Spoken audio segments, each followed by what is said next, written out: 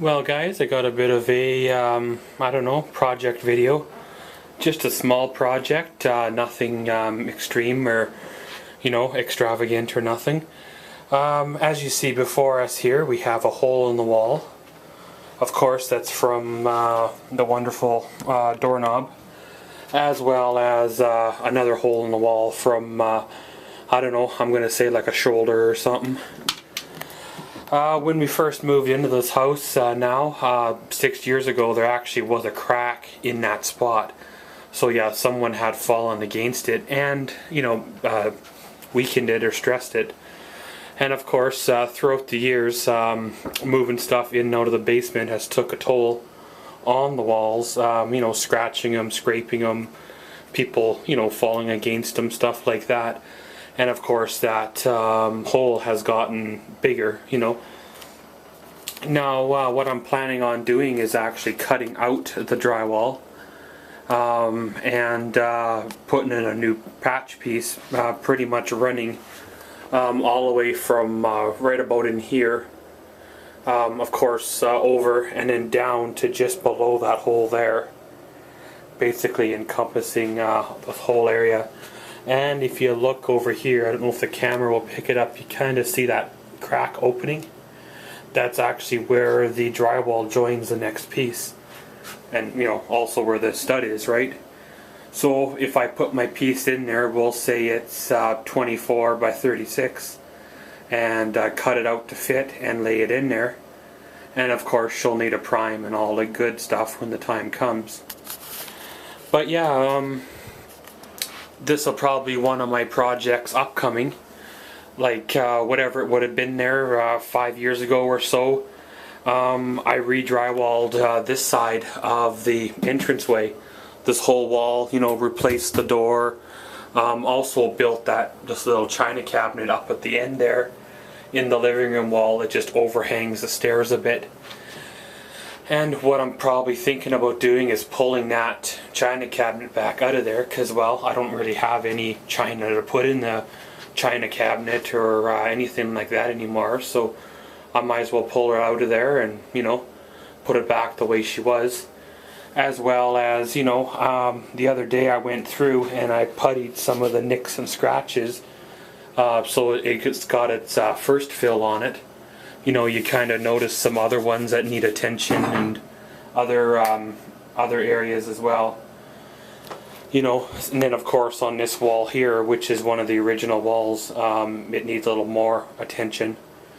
But yeah guys, of course we'll start by removing all the, stuff off the hooks, the hats, all the good stuff like that, and kind of go from there. So yeah guys, let's get at her. So yeah, once you got all the stuff off the hooks and that, you can really see the extent of the, if you will, damage. It stretches down to right about here, as well as up. So yeah, that's a good 36 inches. And right around 18 to 24 out. So yeah, start by, of course, taking off the coat rack, undoing all the screws and all that. And of course, once you've got the coat rack off the wall, you can see where, of course, the old paint mark where there was an old coat rack up there. And yeah, when I redone this, I just built a new one, run her through the router, which looked better than the old one. I am considering, when she's all done, putting a shelf above for various other things. But being we're running the drywall over and we're going to tuck it in behind the molding here, I'm going to remove this inspection panel. Now of course this inspection panel is actually hiding the plumbing for the bathroom. When I redid the bathroom, I wasn't 100% sure on my soldering joints, so rather than enclosing them up into the wall and drywalling over them, I made this panel. And yeah, it's been like 6 years and it hasn't started leaking or nothing like that. And of course this panel hasn't been cracked open since. So of course you'll be the first people to look inside the mysterious, So we start, of course, by taking out the screws.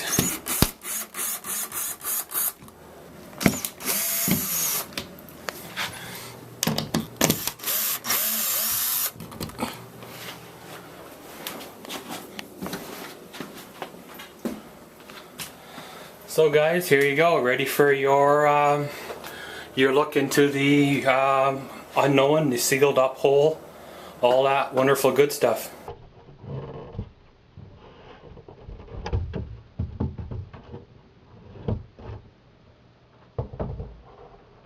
And there you go, guys. Just to look in there, of course, she's a little bit dusty, a little bit sawdusty from drilling a few holes. This was one of my first, if not the first, attempt at soldering, and pretty much my first attempt at doing any type of plumbing whatsoever. You know, like rebuilding the bathroom or anything like that. So you know, you give her a bit of a look over. And everything seems to be dry, including where, I don't know if the camera will pick them up, I put those anchors in.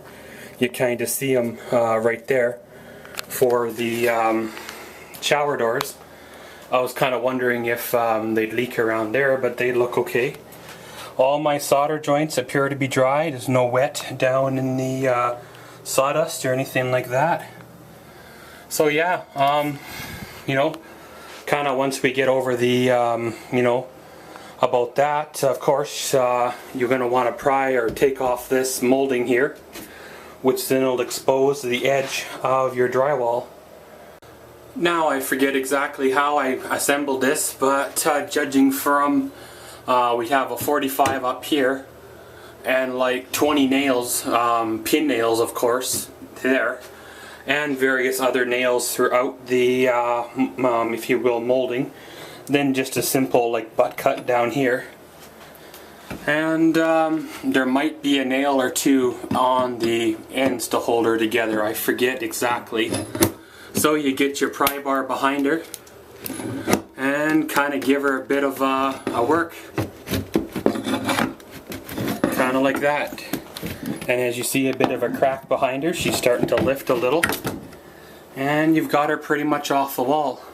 Now if this was one of the fancy MDF type millwork, you know, fancy moldings, I'd suggest be careful and not to break them. Because of course, given an older home, if this was original or something like that, you'll probably never be able to match it.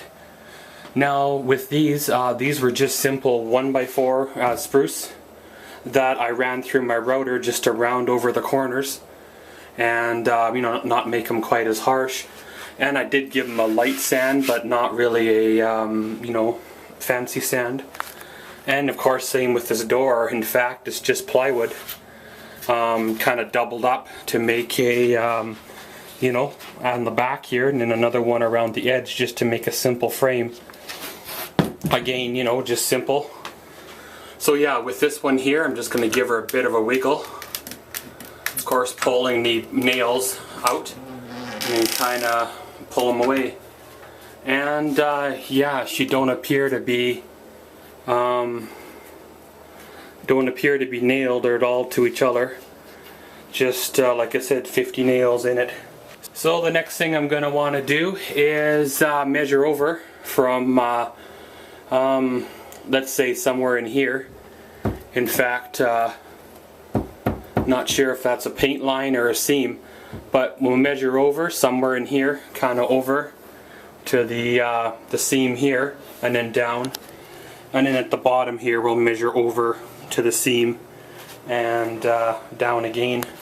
So as you see, I got the line all scribed all the way across, of course, top and the bottom, down pretty much over to where the seam is here. As you can see it flexing again. You know, this one here is actually not nailed. I'm not sure why I never nailed that. But this here has some nails in it because there's a stud right behind her. And of course, this is the wonderful medicine cabinet that I framed and installed in the wall when I renovated the bathroom. Because it had one of those older style ones that was all rusty and ugly looking that stuck to the front of the wall. I know this is probably not the way to do it, but it's sound and secure. It's been in there, like I said, for like 6 years, you know. There's several ways to cut this drywall. You can use a drywall saw, you can use a X-Acto knife if you want. Heck, probably you can even score it along here and then hit it, and it'll break sort of roughly in the area you want it to. But for this project, I'm going to use my handy dandy Dremel Multi-Max MM20. You've seen us use this several times in the office project, in the bedroom reno, and hey man, it works great. It makes flush cuts that I've never ever seen done before, nor have I ever had a tool in my arsenal that I could use it with. So yeah guys, I'm probably going to throw you on the old tripod and get this buzzed.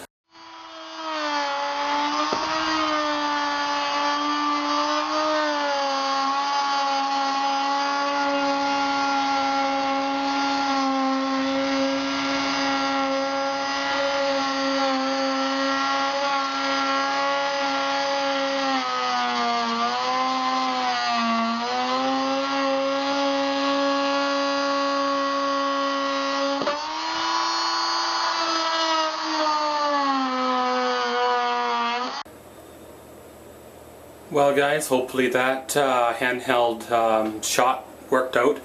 The tripod wasn't cut in there, so I did her by hand.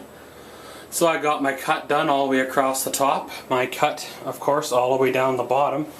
And you wiggle her, you can really see her moving, so she's ready to, come out.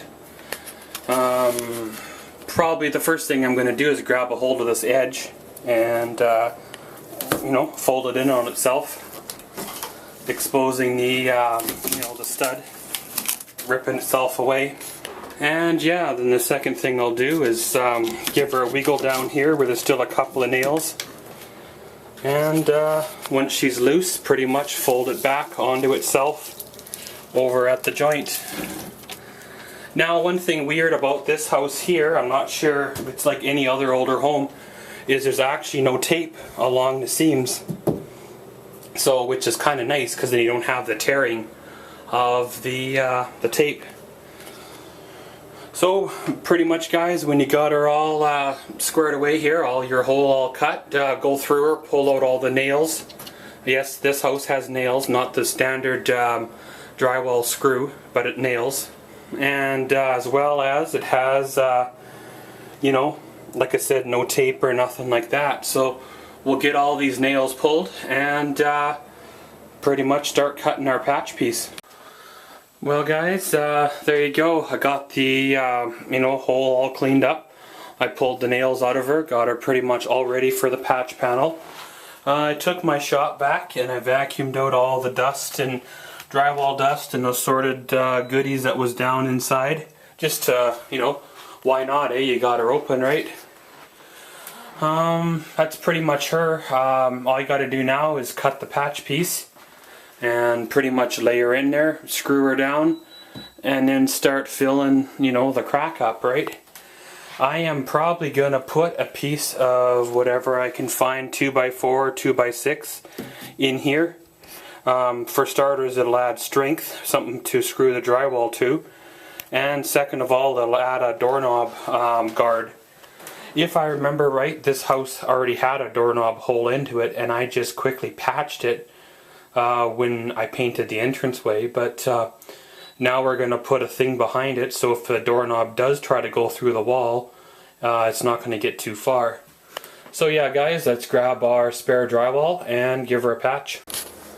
Well guys, here we are back again at our little entranceway hole patch job thingy. As you've seen there in the last, we cut out the broken area, pulled out all the nails, and of course gave her a good old cleanup.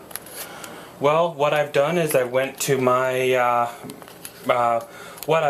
went and got me a sheet of 3/8 drywall, which is what this house has, not the standard 1/2 inch, and I cut myself a piece that's roughly the same dimensions as that. And pretty much we're ready to stick her in. But before we stick it in, I want to put a few screws in the surrounding drywall because it is a little loose, you know, and if it's loose then there'll be movement, right?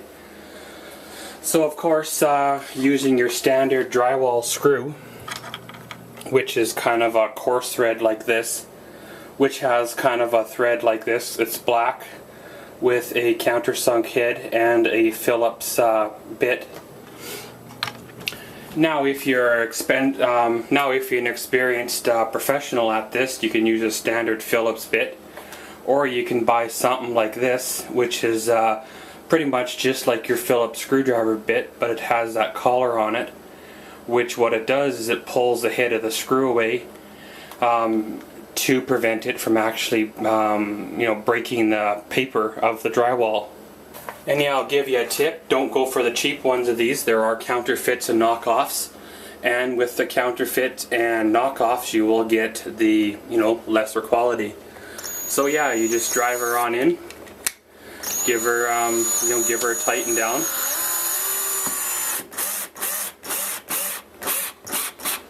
kind of like that, and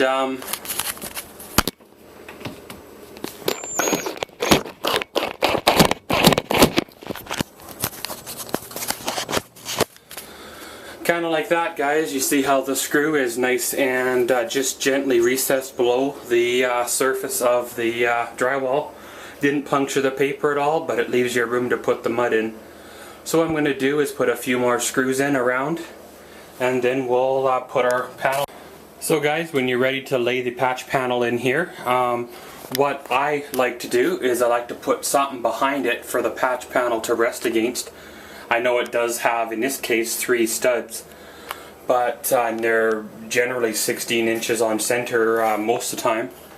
But you can use a piece of 1x4, anything you want to put behind it, or even a scrappy piece of leftover drywall. So what you do is you just drop it on in, between the studs, and the mud will hold her in place. And once you've got your drywall screw lined up, you just run a screw on in.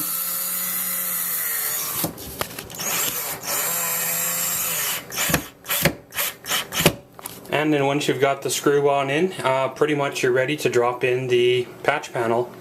Now yeah, what I've got here is a bit of mud, and it'll act like an adhesive, if you will, to gently hold your patch panel in while you're putting these screws, the remaining screws in place that go up around the other studs. So yeah, let's lay the panel in there and see how she goes. So guys, after you got the patch panel set in place, I've already gone ahead and put a couple of screws in there, so I don't have to fight with holding and screwing at the same time. So pretty much, of course, with your handy dandy drywall dimpler, you just drive the screw on in. And that should be what you're ending up with, is a nice recessed type of head, just down a hair or so that you can cover it with mud. Because if it is sticking up, you're not going to be able to, sufficiently cover it with mud without leaving a bulge, which you do not want. Yeah, you wouldn't believe how hard it is to film and work at the same time without using a tripod or having a camera person. Now in this case, you probably should tape it off to hide the seam, stuff like that. But in this case, I'm just going to go around and fill it and float it, and it'll be good enough. I got, it's a little bit of a wide joint, but she'll be good enough to put mud into. Eventually this wall will come out of here anyway, so there's no point in doing a show quality job. But yeah guys, let's grab our mud and then we'll start filling. So guys, there you go. Got the first fill on. All the screw holes are covered. All the screw heads are covered. Well, there you go guys. Got the first coat of fill on. All the screw holes are covered and everything like that. The seams have the first coat. Pretty much we'll let this dry and then hit her with the second coat. What I'm probably going to end up doing is at a later date doing the final finishing. But right now this is about the rough work, the rough stage that I want it at. I might end up hitting it with a coat of primer or if I've still got some of this paint downstairs, I'll hit it with some of the paint just to keep the drywall from you know, deteriorating or anything like that, up until I do the you know, facelift of the entranceway and all that as well. So yeah, guys, thanks for watching the kind of like unofficial type do not take this under advisement. Well guys, thanks for watching Maxwell's World. Comment, subscribe, and enjoy.